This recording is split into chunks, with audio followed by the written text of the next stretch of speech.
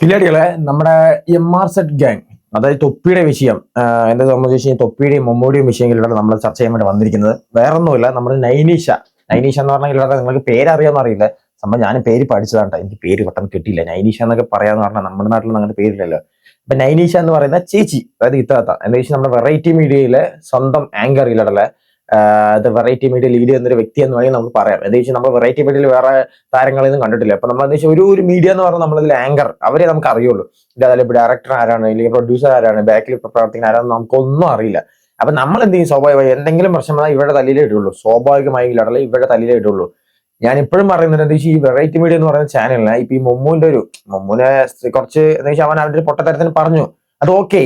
പക്ഷെ എന്നാലും ഇവർക്ക് അത് കട്ട് ചെയ്ത് കളയാൻ ഒരു സീനെ ഉണ്ടായിരുന്നുള്ള ഇല്ലാട്ടല്ല. ബട്ട് ഇവരെന്താണ് ഇവരുടെ ചാനൽ റേറ്റിംഗ് അല്ലെങ്കിൽ റീച്ച് കൂട്ടാൻ വേണ്ടിയിട്ട് അതങ്ങ് അടുത്ത് പഠിച്ചപ്പോ എന്തായി, ചേച്ചി മൊത്തം എയറിൽ വെറൈറ്റി മീഡിയ എയറിലൊന്നും ആയില്ലെങ്കിലല്ല. അവർക്ക് ഇനിയിപ്പോ നാളെ വേറെ വീഡിയോ അല്ലെങ്കിൽ നാളെ വേറെ ആങ്കറിനെ വെച്ച് ഇട്ട് കഴിഞ്ഞാൽ സിമ്പിൾ ആയി കയറും. പക്ഷെ നൈനീഷ പറയുന്ന ചേച്ചി എന്തായി, പക്ക എയറിൽ പറഞ്ഞ പക്ക എയറിൽ പൂര തെറിയിലുള്ള കമന്റ് ബോക്സ് ഒക്കെ ചേച്ചിയെ കുറിച്ച് റിയാക്ട് ചെയ്ത വീഡിയോസിലൊക്കെ കമന്റ് ബോക്സ് മൊത്തം തെറി. അങ്ങനെ കുറെ സംഭവങ്ങൾ നമുക്കൊന്നും പറയാൻ പറ്റില്ല. നമുക്ക് ഇതിൽ ഇടപെടാനൊന്നും പറ്റുകയില്ല. നമുക്ക് റിയാക്ട് ചെയ്യാന്നുള്ള സംഭവം തന്നെ ഉള്ളൂ. അപ്പൊ ഞാൻ നോക്കിയ സമയത്താണ് ഇടപെടുന്നത് നൈനീഷ എന്ന് പറയുന്ന ചേച്ചി വീഡിയോ ഇട്ടിരിക്കുന്നു. അതായത് നമ്മളും വിചാരിച്ചു ഇതിനൊരു എക്സ്പ്ലനേഷൻ വേണമല്ലോ എന്താ സംഭവം എന്നുള്ളത് പറഞ്ഞിട്ട്. ആ സമയത്ത് ഇവിടെ മമ്മൂന് ഇന്റർവ്യൂ എടുക്കുന്ന സമയത്ത് ചേച്ചി എന്താ പറയുന്നത് എന്ന് വെച്ച് കഴിഞ്ഞാൽ കുളിസിന്റെ കാര്യം പറയുമ്പോൾ ഇവിടെ ചിരിച്ച് മെഴുകണം. അങ്ങനെ ചേച്ചി സത്യം പറയില്ല, നമ്മൾ തെറ്റ് ചെയ്തിട്ട് നമ്മൾ പിന്നീട് അത് നമ്മൾ ന്യായീകരിക്കാൻ നോക്കിയാൽ ഒരിക്കലും അത് ന്യായീകരണം ആവില്ല. സീരിയസ്ലി പറയല്ല, തെറ്റ് മറക്കാനും പറ്റില്ല ഒരിക്കലും. ആ ഒരു സംഭവം തന്നെയാണ്. അപ്പൊ നൈനീഷ എന്ന് പറഞ്ഞ ചേച്ചി വന്ന് പറയുന്നുണ്ട്, ഞാൻ അറിയാതെ പറഞ്ഞതാണ്, എന്നെ ക്ഷമിക്കണം, ഞാൻ അങ്ങനെ ഒന്നും ചെയ്തതല്ല, എനിക്കൊരു മകനുണ്ട്, അല്ലെങ്കിൽ എനിക്കൊരു ഫാമിലി ഉണ്ട്, ഓക്കെ. ബട്ട് എന്താ സംഭവം, നമ്മൾ സോഷ്യൽ മീഡിയ കണ്ട സംഭവം അതന്നെയല്ലേ, അതിനിപ്പോ ഇല്ലെന്ന് പറയാൻ പറ്റുമോ? ഒരിക്കലും പറയാൻ പറ്റില്ല. അത് തെറ്റ് തന്നെയാണ്, വലിയ തെറ്റ് തന്നെയാണ് സത്യം പറഞ്ഞാൽ. അപ്പൊ മമ്മൂ എന്ന് പറഞ്ഞാൽ അവന്റെ അറിയാത്ത കാര്യമില്ല. അവൻ എന്താ സംഭവിച്ചാൽ പിന്നെ തൊപ്പിയുടെ ലൈവിലോട്ട് ഇവൻ പറയുന്നുണ്ട്, എന്താ വെച്ചാൽ ഞാനത് അറിയാണ്ട് പറഞ്ഞാണ്, ഞാൻ മാസാകാൻ വേണ്ടി പറഞ്ഞാണ്, പോപ്പാണെന്നൊക്കെ പറയണ്ടേ. പക്ഷെ അവനുദ്ദേശിക്കില്ല, അവനുദ്ദേശിച്ച് മാസൊക്കെ ആയി, വൈറലായി, സംഭവം വൈറലായി, ഒപ്പം എയറിലായി. അല്ലാതെ വേറെ ഒന്നുമല്ല. ഇവൻ വിചാരിച്ച എന്താണ്, നമ്മൾ എന്തെങ്കിലുമൊക്കെ പറഞ്ഞു കഴിഞ്ഞാൽ അത് BGM കയറ്റി എഡിറ്റിംഗ് പേജിലൊക്കെ ഇട്ട് അങ്ങനെ ബൂസ്റ്റ് ആക്കുന്ന വിചാരം. സംഭവം അതല്ല. സംഭവം ശരിക്കും പണി പോലെ റിയാക്ടിങ് ചെയ്യാൻ റിയാക്ട് ചെയ്ത് ശരിക്കും കേസൊക്കെ വരേണ്ട സംഭവമാണ്. കേസ് വന്നിട്ടുണ്ടോ എനിക്കറിയില്ല ഇപ്പോഴും. MRZ ഗ്യാങ് അവന് പുറത്താക്കി കിട്ടിയിട്ടില്ല, കിക്ക് ഔട്ട് ചെയ്തിട്ടുണ്ട്. പിന്നെ കുറെ പേര് പറയുന്നുണ്ട് അത് സ്ക്രിപ്റ്റ് ആണ്. എനിക്കിനും മനസ്സിലായിട്ടില്ല സ്ക്രിപ്റ്റ് ആണെന്ന്. അങ്ങനെ സ്ക്രിപ്റ്റ് ആണെങ്കിൽ ഈ ഇന്റർവ്യൂർ സ്ക്രിപ്റ്റ് ആയിരിക്കണം അല്ലേ ഇല്ലാതെ. അതുകൊണ്ടാണ് എനിക്ക് ചെറിയ ഡൗട്ട് വന്നിരിക്കുന്നത്. അതാണ് നിൽക്കട്ടെ. അപ്പൊ ചേച്ചി നൈനീഷ ചേച്ചി കുറച്ച് കാര്യങ്ങൾ എന്താ വെച്ച് ഞാൻ മാപ്പ് പറയുന്നുണ്ട്. ആ വീഡിയോ ഞാൻ പ്ലേ ചെയ്യട്ടെ, എന്നിട്ട് ഞാൻ ഭയങ്കര കാര്യമായിട്ടില്ല. പക്ഷെ കാര്യത്തിൽ ഒരു കാര്യമില്ല, കാര്യം വഴിയിട്ടൊന്നും എനിക്ക് കാര്യമില്ല ഒരിക്കലും. ഞാൻ ആ വീഡിയോ ഒന്ന് പ്ലേ ചെയ്യാം. എല്ലാവർക്കും നമസ്കാരം. ഞാനൊരു സോറി പറയാൻ വേണ്ടിയിട്ടാണ് ഇങ്ങനെ ഒരു വീഡിയോ ചെയ്യുന്നത്. ഞാൻ സോറി പറയാൻ വൈകിപ്പോയെന്ന് എനിക്കറിയാം. പക്ഷെ ഞാൻ ഒരു 10-200 ഇന്റർവ്യൂസ് മുമ്പേ ചെയ്തിട്ടുണ്ടെങ്കിലും ആദ്യമായിട്ടാണ് എന്റെ ജീവിതത്തിൽ ഇങ്ങനെ ഒരു അനുഭവം ഞാൻ ഫേസ് ചെയ്യുന്നത്. അതുകൊണ്ട് തന്നെ ഇങ്ങനെ ഫസ്റ്റ് വന്നപ്പോൾ എങ്ങനെ ഹാൻഡിൽ ചെയ്യണം എന്നുള്ളത് എനിക്ക് അറിയില്ലായിരുന്നു.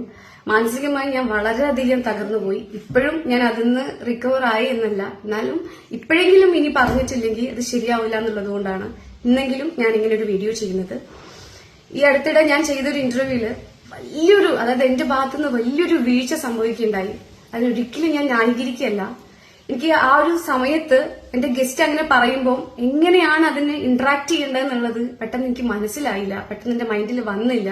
അപ്പൊ ഞാൻ വളരെ മോശമായ രീതിയിലാണ് ഇന്ററാക്ട് ചെയ്തത്.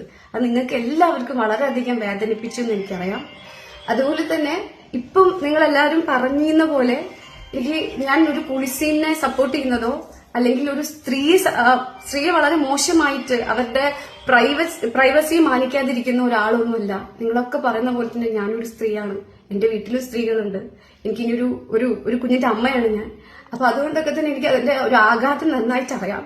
പക്ഷെ ആ ഒരു സമയത്ത് എനിക്ക് ഹാൻഡിൽ ചെയ്യാൻ പറ്റിയില്ല. ഞാൻ ഹാൻഡിൽ ചെയ്തത് വളരെ മോശമായിട്ടായി പോയി. അതായത് ഇന്നും ആ വീഡിയോസ് ഒക്കെ കാണുമ്പോൾ എനിക്ക് എന്നോട് തന്നെ തോന്നാറുണ്ട്, എനിക്ക് തോന്നുന്നുണ്ട് ഞാൻ എന്താ പറഞ്ഞെന്നുള്ളത്. പക്ഷെ എന്തുകൊണ്ടോ എനിക്ക് ആ ടൈമില് അതിനെതിരെ വേറെ ഒന്നും പറയാൻ വേണ്ടി പറ്റിയില്ല. ഒരു സിറ്റുവേഷൻ ആണല്ലോ. അപ്പൊ എന്റെ സിറ്റുവേഷൻ വളരെ മോശമായി പോയി. ഞാൻ അങ്ങനെ ചെയ്തത് വളരെ മോശമായി പോയി. അപ്പൊ നിങ്ങൾ എല്ലാവരും ആത്മാർത്ഥമായിട്ട് ഞാൻ നിങ്ങളുടെ എല്ലാവരുടെ അടുത്തും മാപ്പ് ചോദിക്കുകയാണ്. എനിക്ക് നിങ്ങൾ തന്ന സപ്പോർട്ട് വളരെ വലുതായിരുന്നു. ഞാൻ ഒരിക്കലും പ്രതീക്ഷിക്കാത്ത അത്രയും വിധം സപ്പോർട്ടെല്ലാം എനിക്ക് തന്നിട്ടുണ്ട്. ഇന്റർവ്യൂസ് ഇഷ്ടപ്പെട്ടവരുടെ കമന്റ്സ് ആണ് എന്നെ ഭയങ്കരമായിട്ട് വേദനിപ്പിക്കുന്നത്. കാര്യം എന്റെ ഭാഗത്ത് നിന്ന് ഇങ്ങനെ ഒരു വീഴ്ച വരുമെന്ന്, അല്ലെങ്കിൽ എന്റെ ഭാഗത്ത് നിന്ന് ഇങ്ങനെ ഒരു സംസാരം വരുമെന്ന് അവർ തീരെ പ്രതീക്ഷിച്ചിട്ടുണ്ടായിരുന്നു. അപ്പം എന്തുകൊണ്ടോ ഞാൻ പറഞ്ഞുപോയി.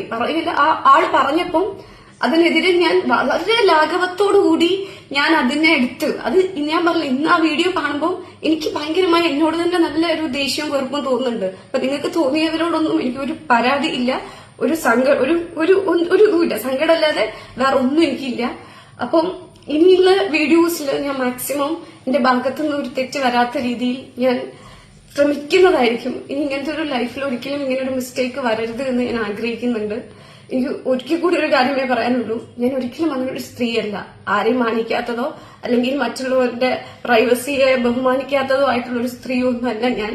എനിക്ക് എന്തിൽ തന്നെ എനിക്ക് ഭയങ്കര പ്രശ്നമാണ്. അതായത് എനിക്ക് എന്റേതായിട്ടൊരു സ്റ്റൈൽ തന്നെ ഞാൻ കീപ്പ് ചെയ്യാറുണ്ട്. അതന്നെ ഞാൻ അതിനോടൊക്കെ കൂടുതൽ ഞാൻ ഇമ്പോർട്ടൻസ് കൊടുക്കുന്നതുകൊണ്ടാണ്. അപ്പം ഒരു ആരെയും വേദനിപ്പിക്കണമെന്ന് ഞാൻ കരുതിയിട്ടില്ല. അപ്പൊ ഞാൻ ആത്മാർത്ഥമായിട്ട് ഞാൻ സോറി പറയാണ്.